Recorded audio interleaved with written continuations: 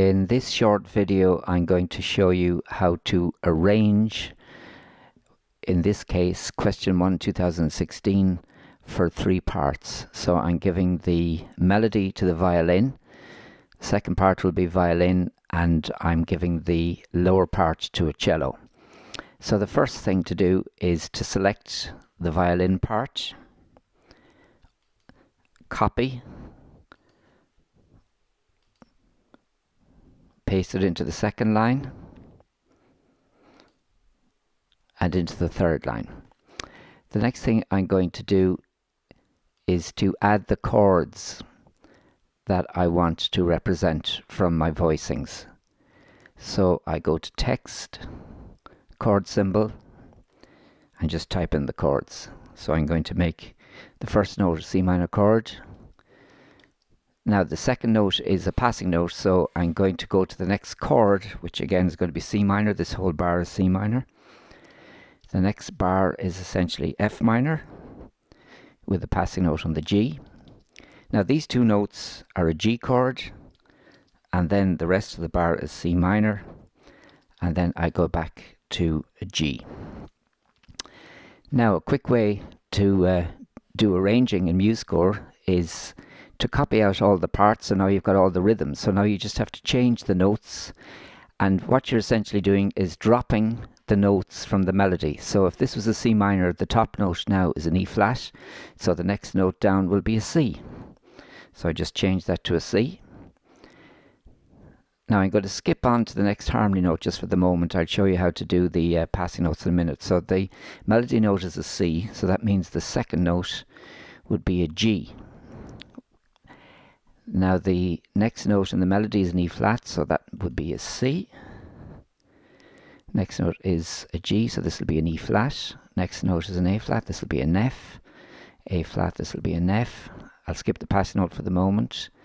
So F is the melody note, so C would be the lowest note under F, belong to the chord. G melody note, so that would be a D. G, this would be, B is the melody note, I'll make this a G. Now C minor chord, so now the top note is C, so the next note underneath that would be a G.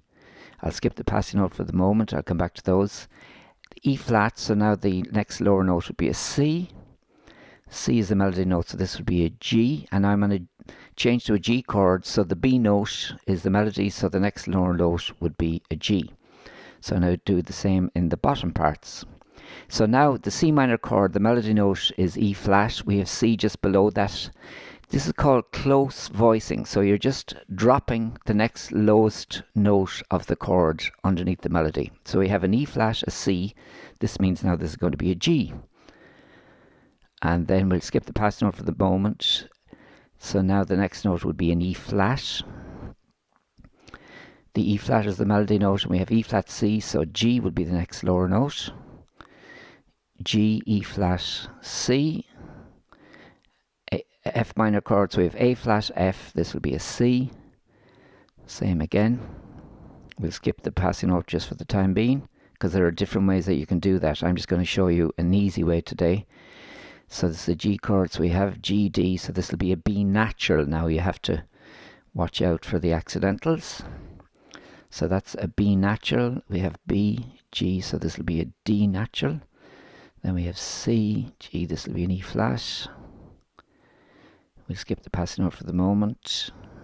This will be a G. Now it's quite high for the, but it's playable. C, G, this will be an E flat. And then we have G, D.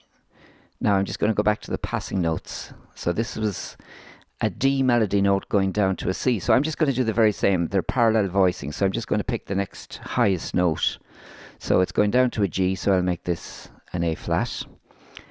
And in the bottom voice, the target note is an E flat, so I'll make this an F. So I'm just picking the next highest note to the target note. These are all chord notes. Now this G is a passing note, so I need this to be harmonized, and I'm just going to make it a D as is the next highest note to the C. And this I'm going to make it a B flat because I'm thinking now of the descending version of the melodic minor, so I don't want to make this into a a B natural, because I would have an augmented second interval there as well, which I want to avoid. So now I just have one more passing note here. So this is this D, and you can see it's going up in this case. So I'm going to make this. Now in this case I'm going to make it a B natural, because of I've already had a G chord in this bar, so I want to keep the naturals. So I have a D, B, so this is going to a G note, so I'm going to make this one an F note, because it's the next note lower in this case. These ones were higher. This one is a lower passing note. It's an ascending passing note. So now I have it all done. Now I turned off the sound while I was just making this. So I'm going to switch back on the sound again. So play notes while editing. And now I can play and see how it sounds. Apply.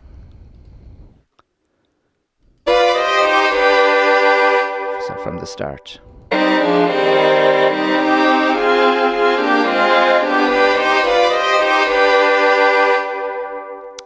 And that is simple 3-part arranging. It's called close voicing, because you just drop the notes underneath the melody and they're closely voiced.